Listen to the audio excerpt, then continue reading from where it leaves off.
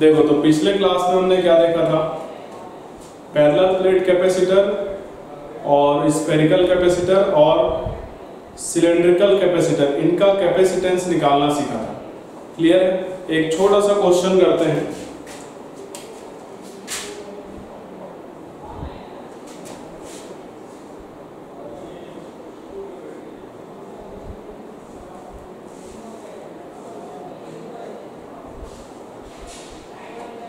ये एक स्प्रिंग है, स्प्रिंग का स्प्रिंग कांस्टेंट के, और ये अभी अपने नेचुरल स्टेट में। ये कैपेसिटर है, इसके प्लेट के बीच डिस्टेंस जो है डी है, ये कैपेसिटर है। ठीक है, अभी इस पे कोई चार्ज नहीं है कैपेसिटर पे। अगर इस कैपेसिटर को सडनली चार्ज दे दिया जाए तो उस केस में स्प्रिंग में एक्सटेंशन कितना होगा ये आपको बताना है। तो क्वेश्चन क्या है, suddenly plus Q and minus Q charge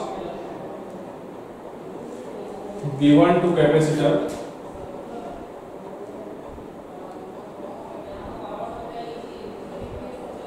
find extension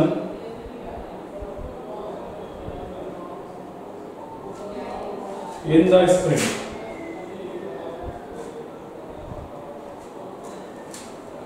spring में एक्सटेंशन कितना होगा ये हमें बताना है। तो अचानक से इसको चार्ज होते हुए प्लस क्यू और इसको माइनस क्यू, तो क्या होगा, इन दोनों के इसके बीच फोर्स लगे ना प्लेट के बीच में, तो ये वाला प्लेट पे इधर फोर्स लगेगा, F मान लेते हैं, तो ये इधर अट्रैक्ट होगा ना दूसरे प्लेट की तरफ, तो इस स्प्रिंग में क्या आएगा, एक्सटेंशन आएगा, खिंचा जाएगा वो।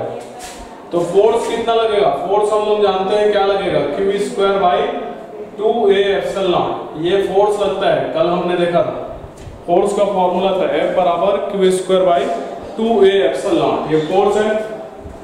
अगर इक्विलिब्रियम का स्टेट आता है तो इस पे लगने वाला फोर्स स्प्रिंग फोर्स के बराबर होगा। ये जो फोर्स है ये किसके बराबर होगा, स्प्रिंग फोर्स के।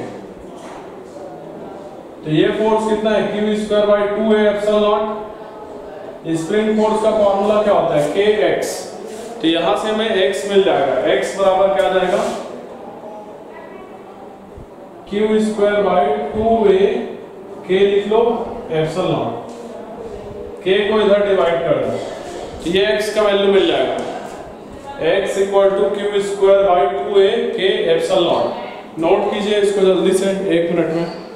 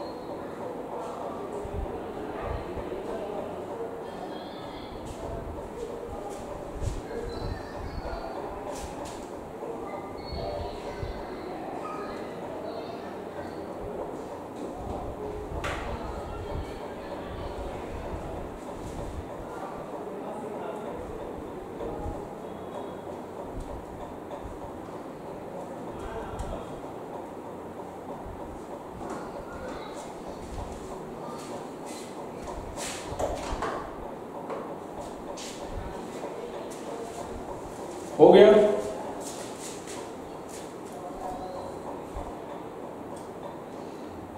किसी को डाउट है क्या?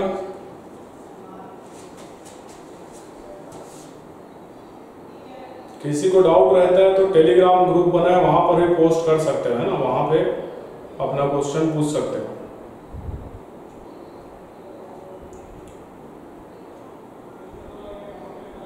Good afternoon sir. Good afternoon sir, इसमें थोड़ा डाउट था, ये F is equal to Q upon 2 pi epsilon naught है, Q square upon 2 pi epsilon naught। जी, ये 4 pi epsilon naught होता है, 2 pi epsilon naught कैसे? ये सर यहाँ पे कैपेसिटर पे लगने वाला फोर्स है, ये हम पिछले क्लास में इसको डिराइव किए थे। Q square upon 2a epsilon not दोनों प्लेट्स के बीच में लगने वाला फोर्स है। यानी यहाँ पर 1/2kx होता है स्प्रिंग के लिए। कहाँ पर बोल रहे हैं सर? स्प्रिंग फोर्स 1/2kx और यहाँ जो कैपेसिटर का फोर्स है 4πε0 q square upon r square होता है क्या समथिंग कुछ ऐसा? नहीं सर, ये फोर्स जो हमने लिखा है ये कैपेसिटर के प्लेट्स के बीच जो लगने वाला फोर्स है ये लिखा है। पिछले क्लास में हमने इसको डिराइव किया था।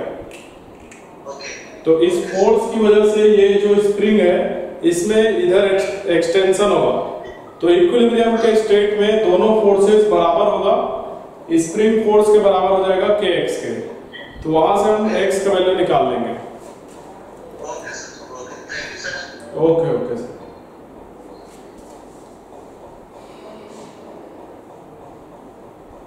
ठीक है, हो गया। अगला देखते हैं।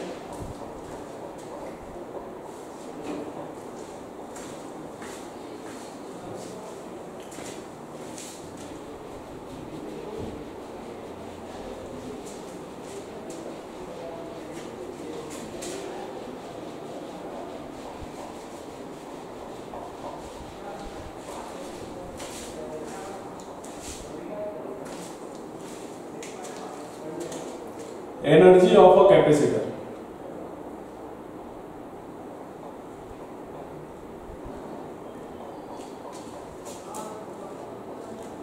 देखो, तो कैपेसिटर का एनर्जी निकालना है, तो कैपेसिटर हम देखते हैं जनरली ऐसे बनाते हैं दो प्लेट्स को। मैं यहां पर थोड़ा सा समझाने के लिए प्लेट्स को ऐसे बना रहा हूं। तो मान लो हमारे पास ऐसे दो प्लेट्स हैं, है ना। एक को हम प्लस क्यू चार्ज देते हैं, दूसरे को माइनस क्यू चार्ज देते हैं, ठीक है। इनके बीच में इलेक्ट्रिक फील्ड आता है कुछ इस तरीके से, प्लस चार्ज से माइनस चार्ज की तरफ, है ना। मान लो ये डिस्टेंस है d, अगर ये डिस्टेंस d है, प्लेट का एरिया अगर a हो, तो कैपेसिटेंस हमारा क्या आया था epsilon not a by d, ये कैपेसिटेंस आया, ठीक है। और जो इलेक्ट्रिक फील्ड आया था, इलेक्ट्रिक फील्ड दोनों के बीच में क्या आया था सिग्मा बाई एप्सिलॉन नॉट, ये सब चीज हम देख चुके हैं पहले, ठीक है। तो E को हम और क्या लिख सकते हैं, E is equal to sigma की जगह Q बाई A लिख सकते हैं, तो Q by A epsilon not ये लिख सकते हैं, ठीक है। हमें बताना है इसके अंदर कितना यहाँ पर एनर्जी स्टोर हो रहा है इस कैपेसिटर के अंदर, क्लियर है। बेसिकली यहाँ पर जो एनर्जी स्टोर होता है वो वर्क के बराबर होता है। वर्क को अगर हम लोग यहाँ पर देखें, सपोज करो ये जो हमारा कैपेसिटर था,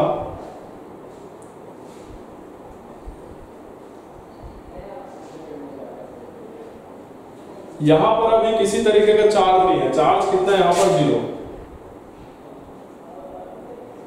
ठीक है। अब क्या करना है हमें, ऐसे छोटे छोटे चार्ज इस वाले प्लेट से यहां से उठा के चार्ज को यहां पर लेके जाना है। तो पहली बार जब लेके जाएंगे तो कोई वर्क करना नहीं पड़ेगा क्योंकि यहां पर इलेक्ट्रिक फील्ड नहीं है।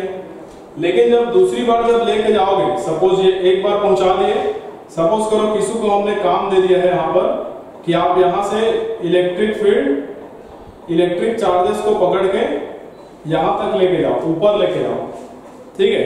तो ऊपर लेके जाएगा तो इस वाले प्लेट में क्या डेवलप होते जाएगा, यहां पर प्लस चार्ज आएगा और यहां पर क्या आते जाएगा, नेगेटिव चार्ज आते जाएगा। मान लेते हैं हम इसको t इज इक्वल टू 0 पर देखें, तो t इक्वल टू 0 पे पहले कोई चार्ज नहीं था, तो हमने एक किसी पर्सन को काम दिया कि आप यहां से इस प्लेट से चार्ज पकड़ के यहां तक लेके जाते हैं, ठीक है। तो किसी टाइम पर सपोज करो ये dq चार्ज, सपोज करो जब हम इसको चार्ज देते जा रहे हैं तो किसी टाइम t पर ऊपर वाले प्लेट पे कुछ चार्ज आता है और नीचे वाले प्लेट पर कुछ चार्ज आ जाता है। सपोज करते हैं हम ऊपर वाला जो प्लेट है at t is equal to t पे यहां पर चार्ज डेवलप हो जाता है प्लस q और यहां पर चार्ज डेवलप हो जाता है माइनस q। अब इस सिचुएशन पे आपको एक चार्ज dq को यहां से यहां तक लेके जाना है, तो यहां पर क्या होगा, इलेक्ट्रिक फील्ड होगा ना नीचे की डायरेक्शन में, इधर प्लस से माइनस चार्ज की तरफ। इलेक्ट्रिक फील्ड कितना हो जाएगा यहां पर बताओ, इलेक्ट्रिक फील्ड E बराबर क्या लिखोगे, चार्ज है q, तो q by A epsilon not, ये इलेक्ट्रिक फील्ड होगा। अब डी क्यू चार्ज को इस इलेक्ट्रिक फील्ड के अगेंस्ट लेके जाना है, तो वर्क डन कितना करना पड़ेगा? तो वर्क डन मान लेते हैं डी डब्ल्यू करना पड़ेगा। तो डी डब्ल्यू वर्क डन किसके बराबर होगा? फोर्स इनटू डिस्प्लेसमेंट के, और फोर्स किसके बराबर होता है? क्यू इनटू ई के बराबर होता है। किसके बराबर होता है? क्यू इनटू ई, इलेक्ट्रिक फोर्स। तो यहां पर चार्ज कितना है? क्यू है, और चार्ज कितना है? डी क्यू है। डी क्यू चार्ज को लेके जा रहे हैं ना, और इलेक्ट्रिक फील्ड कितना है? Q by A epsilon not. तो इलेक्ट्रिक फील्ड को पहले लिख रहा हूं, फिर ये चार्ज डी क्यू। तो ये हमारा फोर्स है। फोर्स क्या है? इलेक्ट्रिक फील्ड इनटू चार्ज, ठीक है, या चार्ज इनटू इलेक्ट्रिक फील्ड लिख लो। तो ये फोर्स हो गया, और कितना डिस्टेंस लेके जाना है इसको ऊपर, इस चार्ज को? इन दोनों प्लेट के बीच का डिस्टेंस कितना है? डी। तो डी डिस्टेंस लेके जाना है, तो डी से इसको इनटू कर देंगे, ठीक है। तो ये हमारा वर्क डन मिलेगा डी डब्ल्यू। अगर हमें कंप्लीट वर्क डन चाहिए, कंप्लीट वर्क डन मतलब जीरो चार्ज से प्लस क्यू चार्ज तक करने में, तो हमें क्या करना पड़ेगा? इसका इंटीग्रेशन करना पड़ेगा, दोनों साइड इंटीग्रेशन करना पड़ेगा। तो वर्क किसके बराबर होगा? इंटीग्रेशन डी डब्ल्यू के, और लिमिट लगा देंगे प्लस जीरो से प्लस क्यू तक।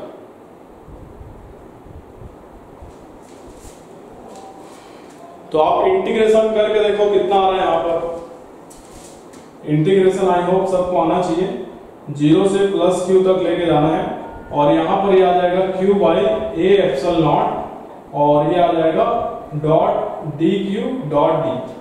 तो जो चीज कांस्टेंट दिख रहा है उसको बाहर निकाल लो, और जिसका लग रहा है इंटीग्रेशन करना है उसको रहने दो। तो यहां से देखो W बराबर क्या लिख सकते हैं हम? A एप्सिलॉन नॉट और D, इसको बाहर निकाल सकते हैं। तो क्या बचेगा? D by A epsilon not बाहर आ जाएगा। इंटीग्रेशन में क्या बचेगा? Q बचेगा और डॉट डी क्यू, और ये जीरो से प्लस क्यू तक लिमिट लग जाएगा। Q का इंटीग्रेशन करेंगे डी क्यू के रिस्पेक्ट में, तो क्या हो जाएगा? क्यू स्क्वायर बाई 2, और देखो D by A epsilon not, C बराबर क्या होता है? एप्सिलॉन नॉट बाई टी होता है ना, तो 1 बाई सी बराबर क्या होगा? बताओ, 1 बाई सी करोगे तो क्या होगा? D by epsilon not a हो जाएगा ना, ऐसे उल्टा हो जाएगा। तो D by A epsilon not है, इसकी जगह क्या लिख सकते हैं? 1 बाई सी, और इसका इंटीग्रेशन क्या हो जाएगा? Q square by 2। इंटीग्रेशन कैसे करते हैं? यहाँ पावर 1 है, तो पावर को 1 बढ़ा दोगे और उसी से डिवाइड कर दोगे, तो पावर 2 हो जाएगा, और 2 से डिवाइड कर देंगे, और लिमिट आ जाएगा यहाँ पर जीरो से प्लस क्यू। क्लियर है? तो स्मॉल क्यू की जगह एक बार अपर लिमिट रखेंगे प्लस क्यू, और फिर लोअर लिमिट, तो जीरो रखेंगे तो जीरो हो जाएगा। तो W बराबर क्या आ रहा है? देखो 1 by C Q square by 2, ये आ रहा है। या फिर इसी वर्क को हम क्या लिख सकते हैं? क्यू स्क्वायर बाई 2c, और यही जो वर्क है किसके बराबर होगा? एनर्जी बराबर होगा। तो एनर्जी हमारा किसके बराबर आ जाएगा? क्यू स्क्वायर बाई 2c के। तो ये किसका एनर्जी है? कैपेसिटर का एनर्जी है, ठीक है। आप ये भले डेरिवेशन याद ना रखो, लेकिन ये फॉर्मूला आपको याद रखना है, क्यू स्क्वायर बाई 2c। चलो नोट करो 2 मिनट में जल्दी से।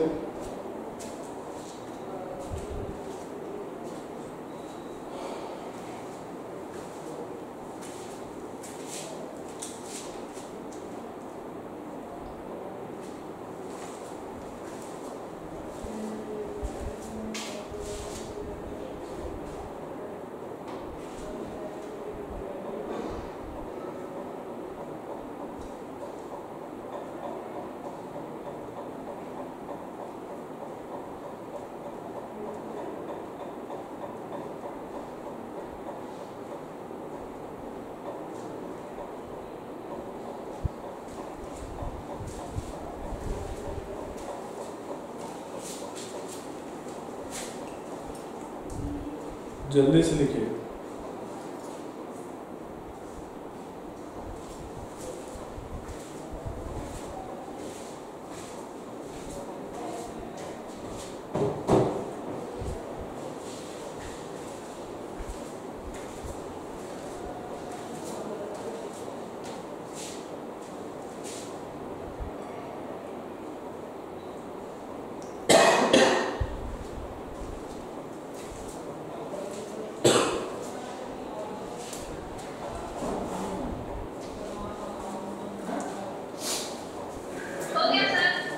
हो गया, ठीक है। तो आप ये याद रखना, एनर्जी बराबर Q²/2C होता है। ऊपर बिठा रहा हूं मैं।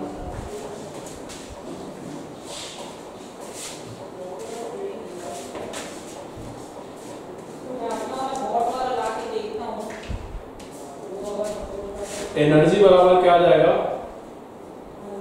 Q²/2C, ये आ जाएगा।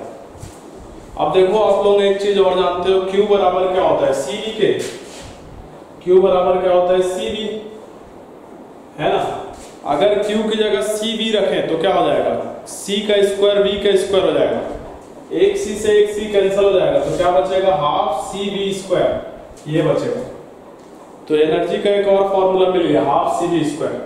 यहीं पर आप क्या लिख सकते हो, V की जगह Q/C लिख सकते हो ना, तो Q²/C² हो जाएगा। तो एक Q से एक Q कैंसिल, एक C से एक C कैंसिल हो जाएगा।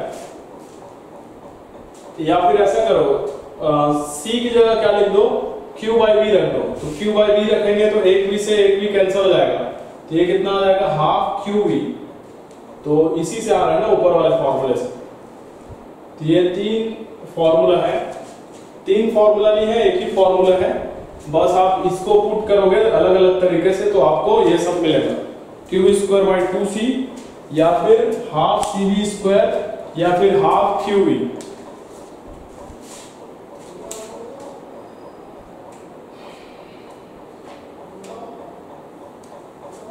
क्लियर है। देखो हम इसको डायरेक्ट फॉर्मूला से भी निकाल सकते थे, किसके, वर्क के फॉर्मूला से। वर्क का हमने एक और फॉर्मूला पढ़ा था, याद करो, वर्क बराबर चार्ज इनटू पोटेंशियल डिफरेंस। तो वहां से भी निकाल सकते थे डायरेक्ट, सेम इक्वेशन आता।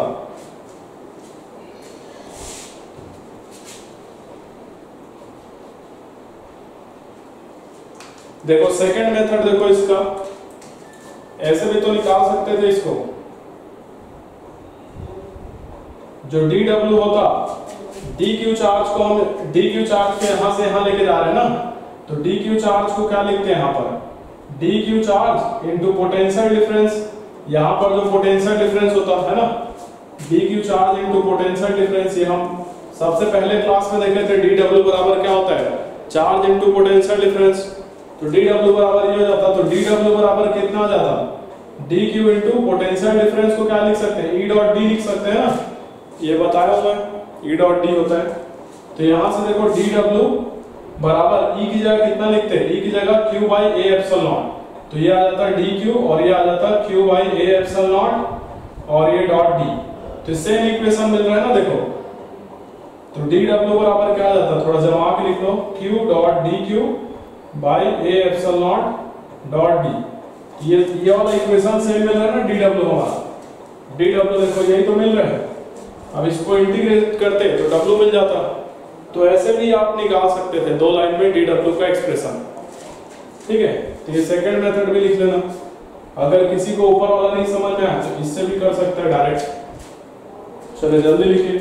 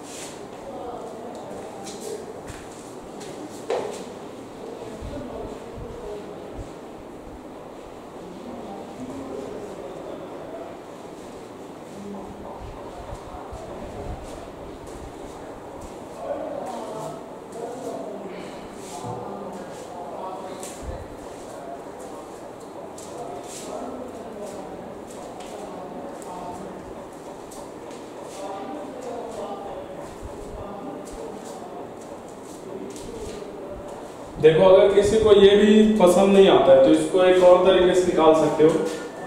ये हमारा प्लेट है ना, ऐसे बना लो।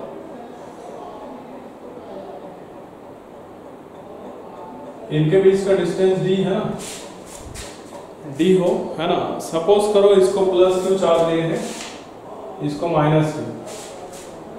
तो फोर्स कितना लगता है प्लेट्स के बीच में? इधर फोर्स लगा रहा होगा, ये वाला प्लेट इसको अट्रैक्ट कर रहा होगा F, तो F बराबर कितना लिख सकते हैं? Q square by 2A epsilon not. अगर ये जो फोर्स का फॉर्मूला है इसको अगर हम ध्यान से देखें तो फोर्स का जो फॉर्मूला है वो डिस्टेंस पर डिपेंड नहीं कर रहा है, ये d पर डिपेंड कर रहा है क्या? नहीं कर रहा है। तो ये क्या है? इंडिपेंडेंट ऑफ डिस्टेंस है।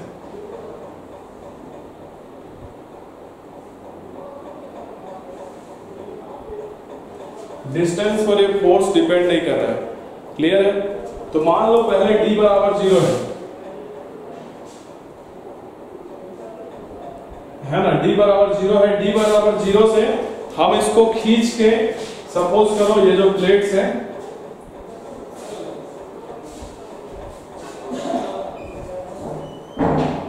इसको क्या कर रहे हैं हम लोग, यहां से किसी को बोल रहे हैं कि खींच लो, ये ऐसे खींच के इसको इधर की तरफ लेके जा रहा है। ठीक है, इसको पकड़ के खींच रहे हैं ऐसे, है ना, और उधर की तरफ लेके जा रहा है। d डिस्टेंस उधर लेके जा रहा है, पहले d बराबर 0 था, फिर इसको d डिस्टेंस खींच के लेके जा रहा है। तो जितना फोर्स इधर लग रहा है उतना ही फोर्स इसको इधर लगाना पड़ेगा। समझ आ रहा है? और उधर कितना दूर खींच के ले जाना पड़ेगा इसको? d डिस्टेंस, सेपरेशन दोनों प्लेट के बीच का d करना पड़ेगा। तो वर्क बराबर कितना हो जाएगा बताओ? फोर्स इंटू डिस्टेंस ना। वर्क बराबर क्या हो जाएगा? Force into distance. पहले डिस्टेंस 0 था तो 0 डिस्टेंस से एक पर्सन जो है उसको सेकंड वाले प्लेट को खींचते हुए d डिस्टेंस तक लेके जा रहा है। तो d डिस्टेंस तक ले जाने में वर्क कितना करेगा? Force into distance. तो फोर्स कितना है यहाँ पर? Q square by 2A epsilon not, और डिस्टेंस d है। तो ये आ गया ना, एक ही लाइन में आ गया। देखो answer A epsilon not by d, d को नीचे ले जाओ तो A epsilon not by d किसके बराबर होता है? कैपेसिटेंस के बराबर होता है। तो यहां से देखो ये क्या आ जाएगा? Q स्क्वायर बाई 2C, ये वर्क आ जाएगा। तो यहां से देखो ये एक लाइन में आंसर आ जाएगा। क्या करना है? जो प्लेट्स है उनको खींच के d डिस्टेंस तक लेके जाना है। तो d डिस्टेंस तक लेके जाने में वर्क कितना हो जाएगा? Force into distance. फोर्स हमारा कितना है? Q square by 2A epsilon not, और डिस्टेंस d है। A epsilon not by d को हम C लिख सकते हैं, कैपेसिटेंस। ये पैरेलल प्लेट कैपेसिटर का कैपेसिटेंस होता है। तो ये थर्ड मेथड है, इसको भी चाहो तो जो मेथड आपको अच्छा लगे वो आप दिमाग में रखना। बाकी फॉर्मूला याद रहना चाहिए सभी को। जो एनर्जी स्टोर होता है कैपेसिटर में वो कितना होता है? Q स्क्वायर बाई 2C, या फिर आप लिख सकते हो हाफ CV स्क्वायर, या फिर आप लिख सकते हो हाफ Q इंटू V। ये तीनों में से तीनों याद रख लेना, तीनों फॉर्मूला है। चलो जल्दी नोट कीजिए।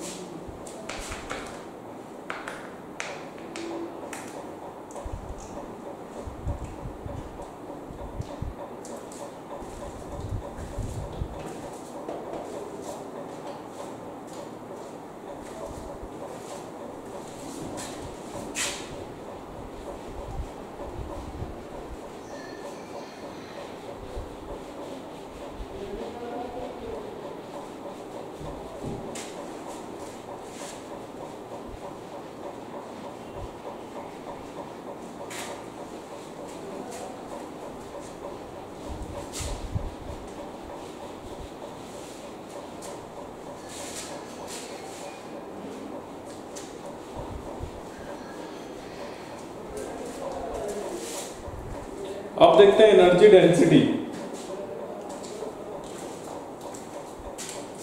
तो ये हमारा parallel plate capacitor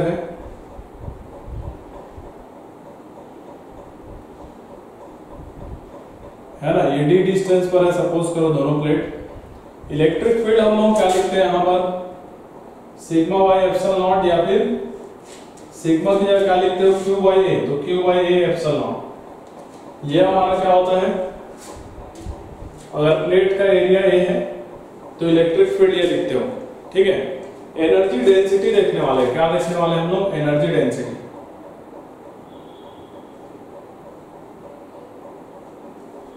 energy density को इस तरीके से यूज से दिखाते हैं। एनर्जी डेंसिटी मतलब क्या होता है, energy per unit volume. Energy density बराबर होता है एनर्जी अपॉन वॉल्यूम। तो मान लो ये प्लस क्यू चार्ज है, माइनस क्यू चार्ज है यहाँ पर, तो इलेक्ट्रिक फील्ड क्या होगा, प्लस चार्ज से माइनस चार्ज की तरफ होगा, ये इलेक्ट्रिक फील्ड का डायरेक्शन। इसके बीच में इलेक्ट्रिक फील्ड है दोनों प्लेट के बीच में, है ना। तो यहाँ पर इलेक्ट्रिक फील्ड तो हमने देख लिया। एनर्जी कितना होता है, एनर्जी कितना होता है यहाँ पर, एनर्जी बराबर होता है, अभी हमने देखा था क्यू स्क्वायर बाई 2c, अभी निकाले ना एनर्जी। इसका वॉल्यूम कितना होगा,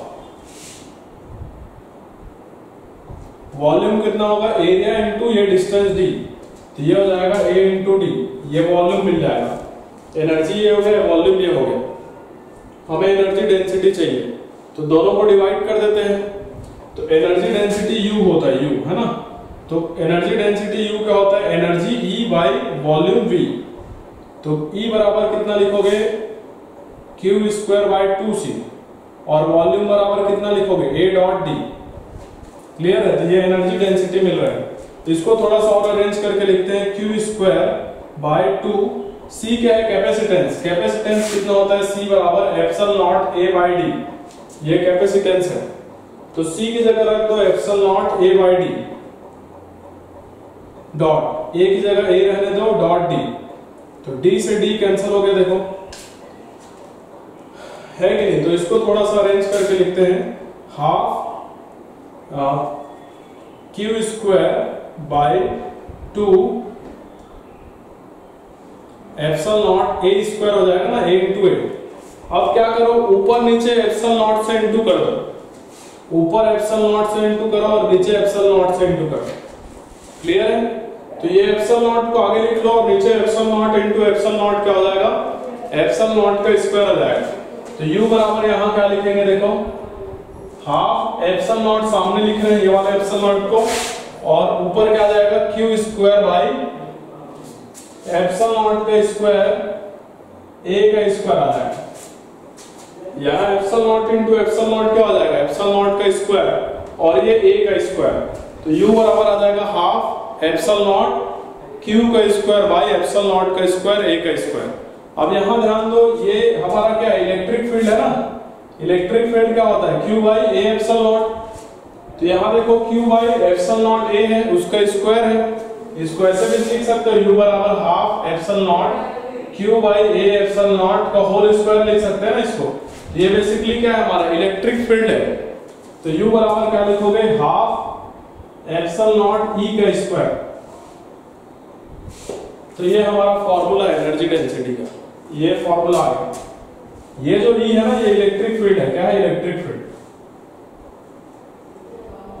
एनर्जी नहीं हो, एनर्जी डेंसिटी है। एनर्जी डेंसिटी क्या होता है, एनर्जी पर यूनिट वॉल्यूम या एनर्जी अपॉन वॉल्यूम। नोट करें जल्दी से।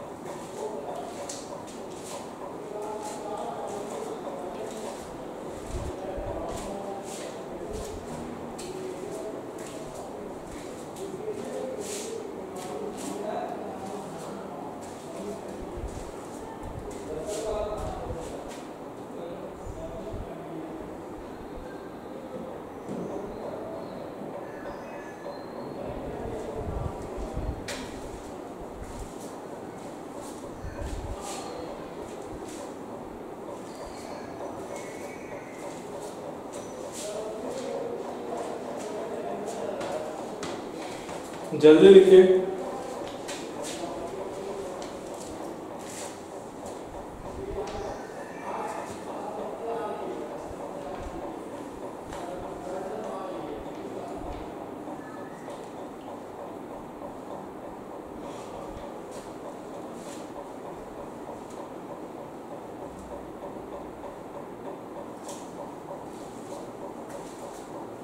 एनर्जी डेंसिटी कितना होता है? Half epsilon not E square. E क्या है यहाँ पर? इलेक्ट्रिक फील्ड है।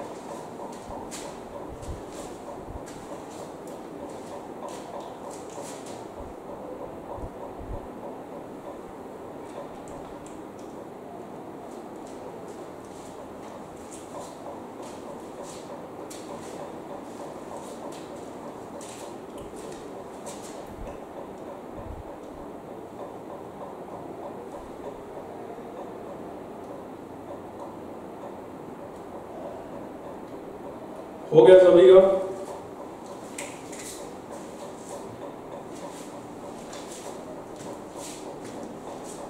इसके बाद में हम पढ़ेंगे कॉम्बिनेशन ऑफ कैपेसिटर्स। तो combination of capacitor series combination होता है और पैरेलल कॉम्बिनेशन होता है। तो ये दो तरीके का कॉम्बिनेशन पढ़ेंगे हम।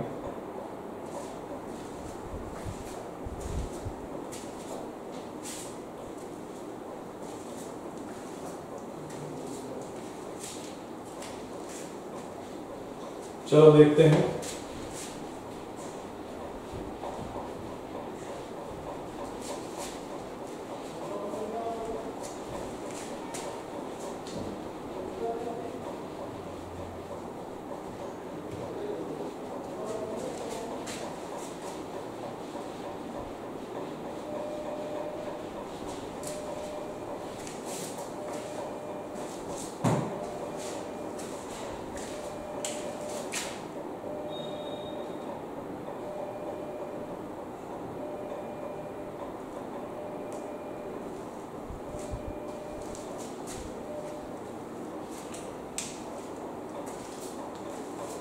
तो सबसे पहले देखते हैं सीरीज कॉम्बिनेशन।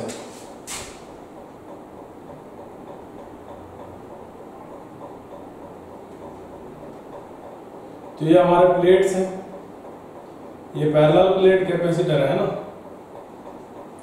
तो हो सकता है कोई प्लेट बड़ा हो कोई प्लेट छोटा हो, मतलब एरिया किसी का कम हो किसी का ज्यादा हो। ये दूसरा प्लेट है,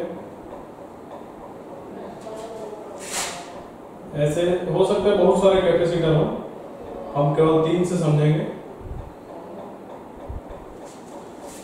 इसका कैपेसिटेंस मान लो C1 है, इसका C2 है, इसका C3 है। आप क्या करो, इस वाले कैपेसिटर को एक बैटरी से कनेक्ट कर दो ऐसे, और इधर इससे इसको कनेक्ट कर दो।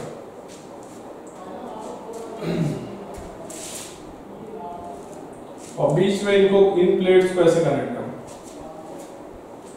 तो ये जो कॉम्बिनेशन दिखाई दे रहा है इसको हम बोलते हैं सीरीज कॉम्बिनेशन। सीरीज कॉम्बिनेशन मान लो ये V वोल्ट के बैटरी से कनेक्टेड है, तो ये प्लस हो जाएगा, ये माइनस साइड हो जाएगा इसका। यहाँ पर हमें क्या करना है, इसका इक्विवेलेंट कैपेसिटेंस निकालना है। इसकी जगह हमें एक कैपेसिटर लगाना है। तो हमें इक्विवेलेंट कैपेसिटेंस बताना है इसका।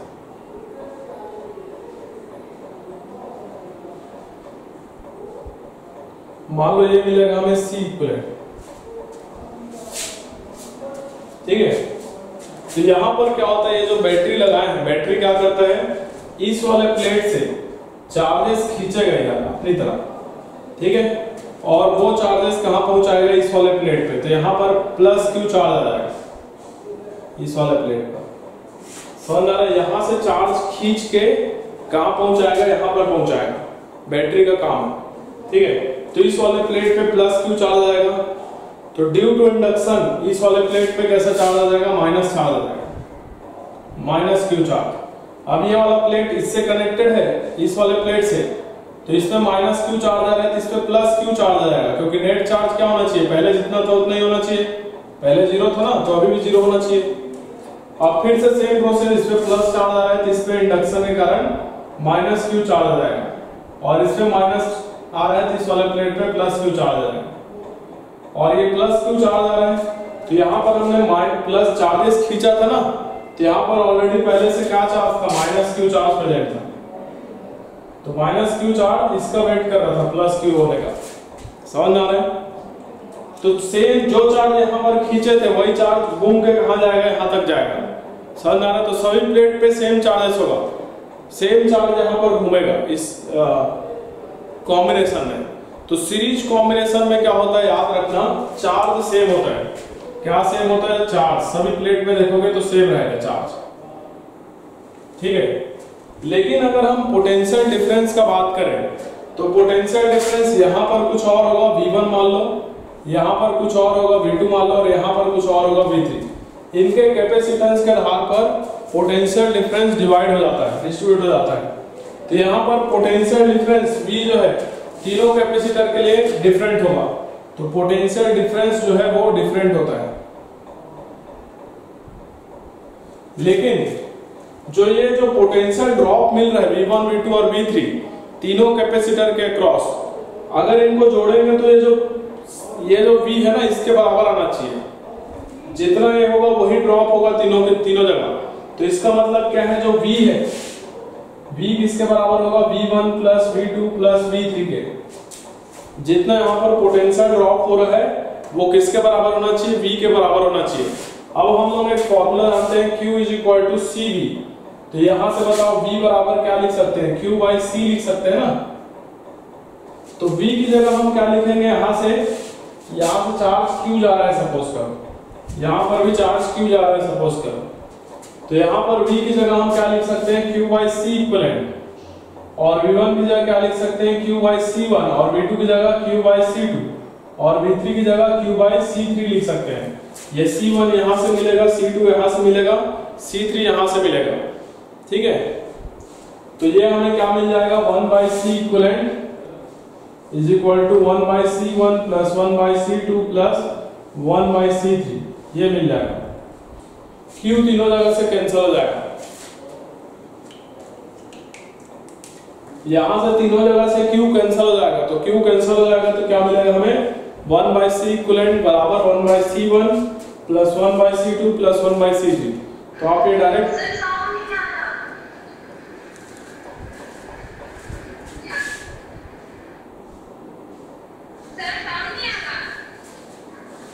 ठीक है, यहां तक समझ गए थे ना, तीनों जगह से Q कैंसिल हो जाएगा, कॉमन निकल गया।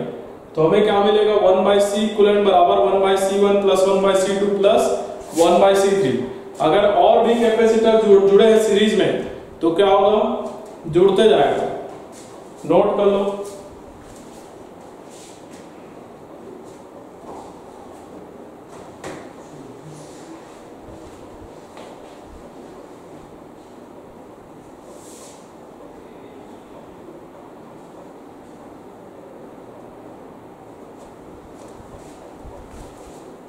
सीरीज कॉम्बिनेशन में सभी लोग याद रखना, चार्जेस सेम होता है कैपेसिटर पर, पोटेंशियल ड्रॉप अलग अलग होगा, V1, V2, V3। इसको याद रखना है सभी को। चार्जेस क्या होगा, सीरीज में सेम रहेगा। देखो सब लाइन से खड़े हैं ना, तो सबको सेम चार्ज पहुंचेगा।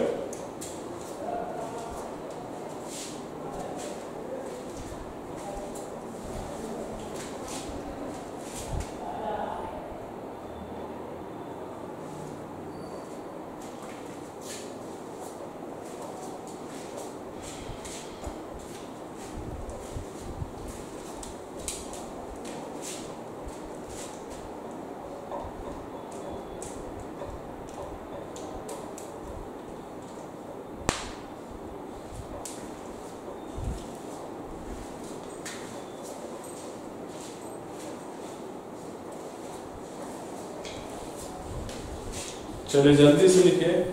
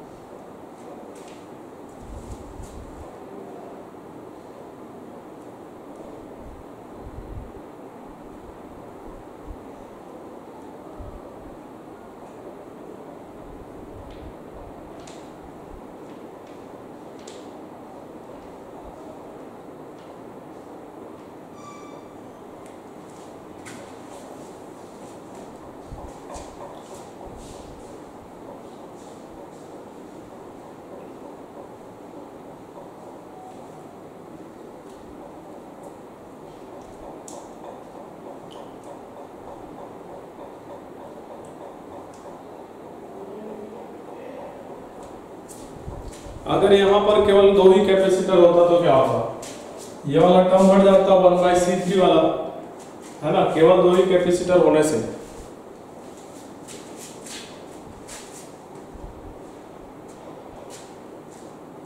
लिख लिए।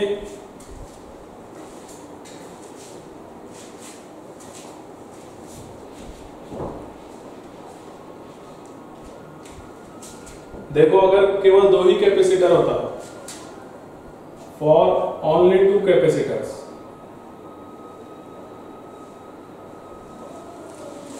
वन बाई सी इक्विवेलेंट किसके बराबर आता, 1/C1 प्लस 1/C2 के, है ना।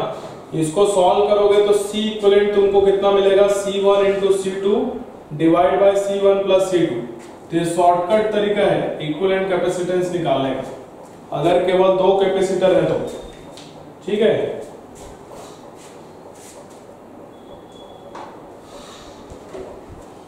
जनरली क्या रहेगा, 2 कैपेसिटर ही रहेगा, तो आप ये याद कर लेना, C1 into C2 by C1 plus C2, अगर केवल 2 ही कैपेसिटर है तो। और अगर इनमें दोनों बराबर है C1 और C2, तो C1 और C2 को C के बराबर रख दो, तो क्या आ जाएगा, C/2 आ जाएगा।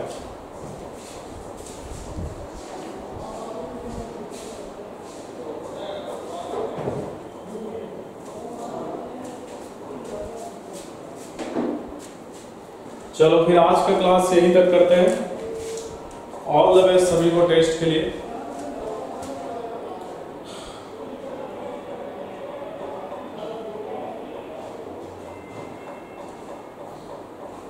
नोट कर लीजिए।